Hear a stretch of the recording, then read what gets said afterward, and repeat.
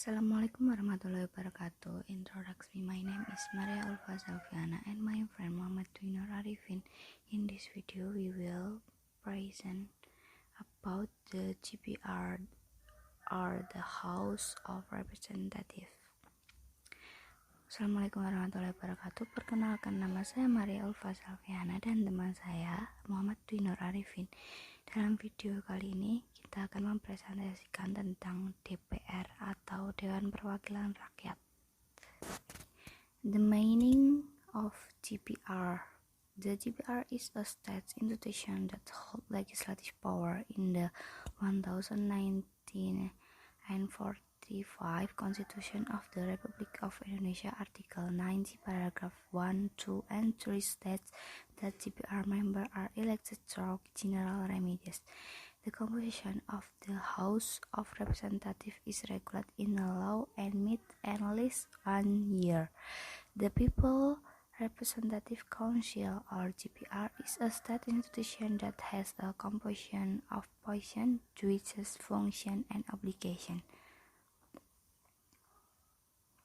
Pengertian dari DPR adalah lembaga negara yang memegang kekuasaan.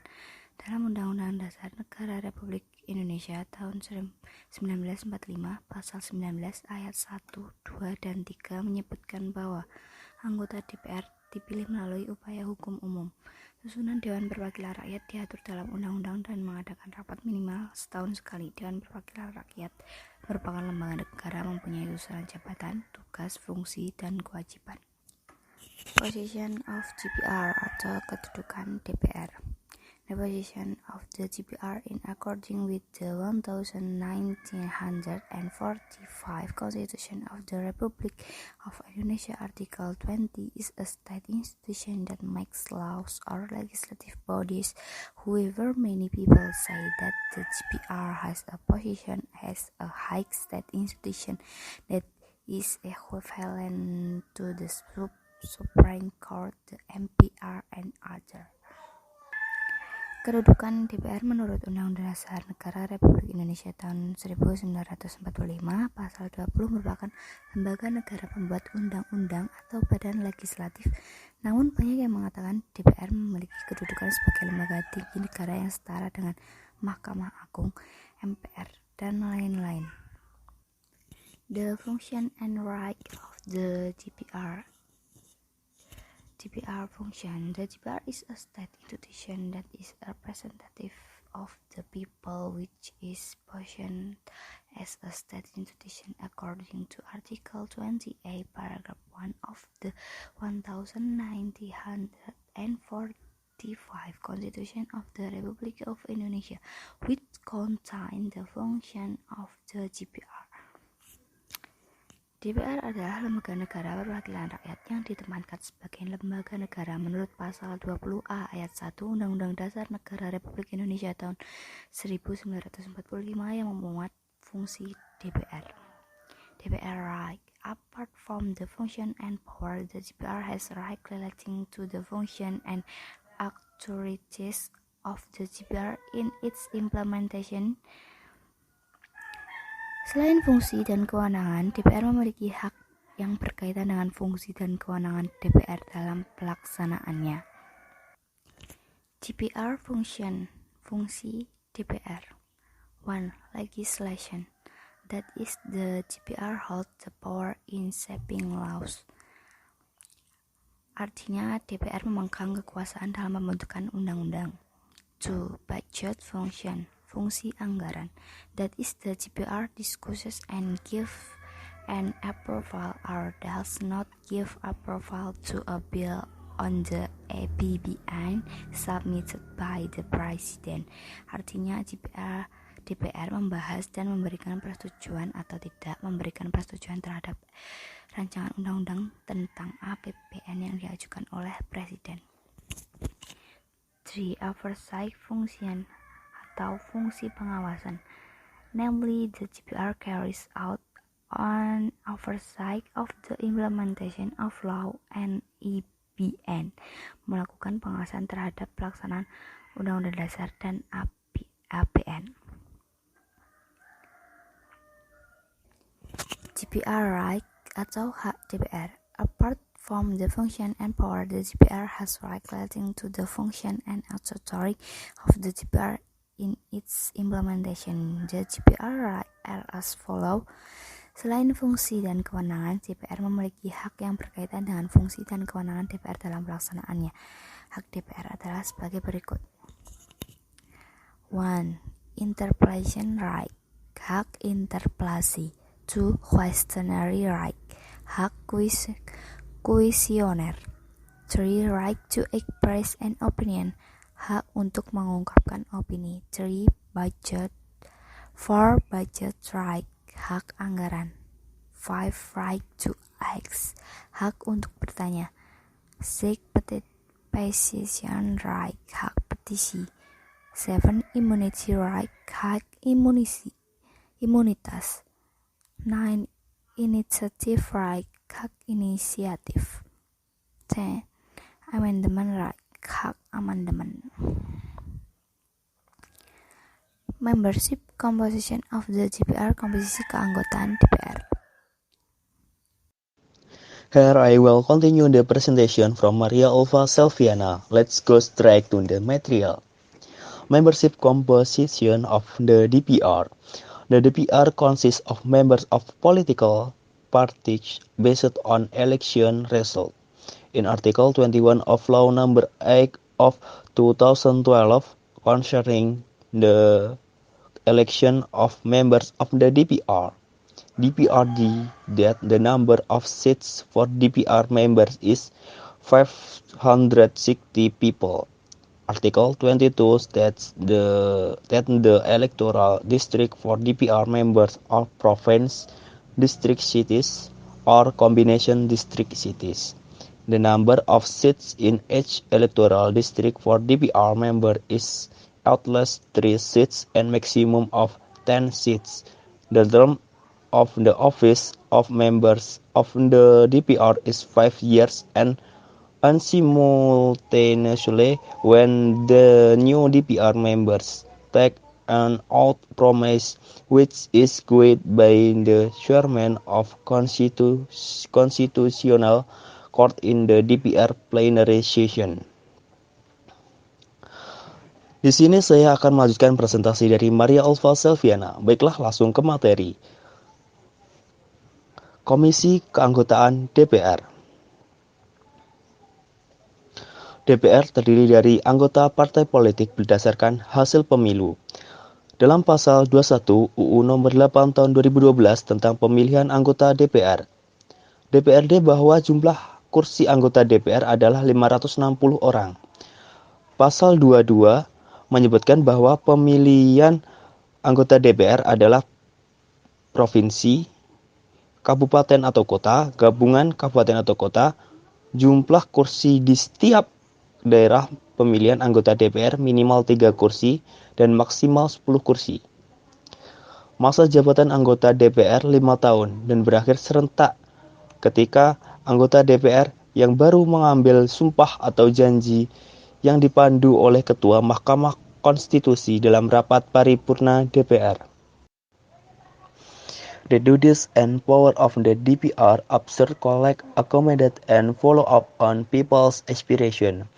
Give approval to the President to declare war to make peace with other countries. Appoint and dismiss members of the Judicial Commission. Give consideration of the President in terms of granting amnesty and abolition. Appoint an ambassador and upset the placement of another ambassador. Costing BPK members of with the observance of DPD consideration. Give approval to the Judicial Commission regarding candidates for Supreme Justice who will be appointed as Supreme Justice by the President. Electric constitutional judges to be subsequently submitted to the President. Tugas dan wewenang DPR: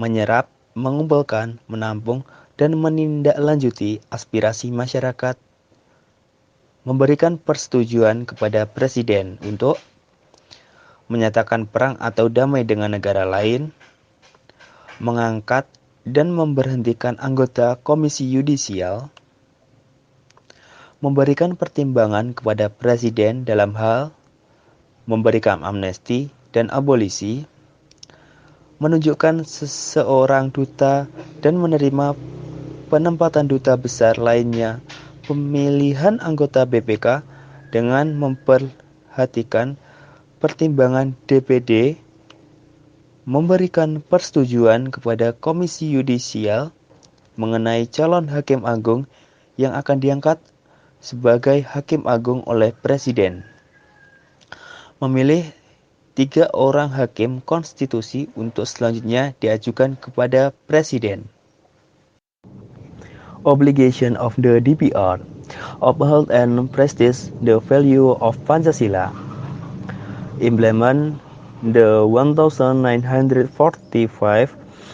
Constitution of the Republic of Indonesia and comply with statutory regulation, maintain a national harmony and integrity of the Republic of Indonesia, putting the interests of the state above personal, group and group interests, fight for the improvement of people's welfare, adhere to the principle of democracy in the administration of the country government system, obeying an order and code of ethics, maintain ethics norms in working relationship with other institutions,